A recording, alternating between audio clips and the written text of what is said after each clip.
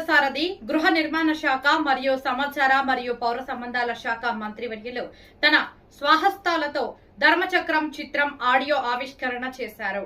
దర్శక నిర్మాత వెంకటరమణ పసుపులేటి ఆధ్వర్యంలో విజయవాడ మంత్రివర్యులు కార్యాలయంలో జరిగింది.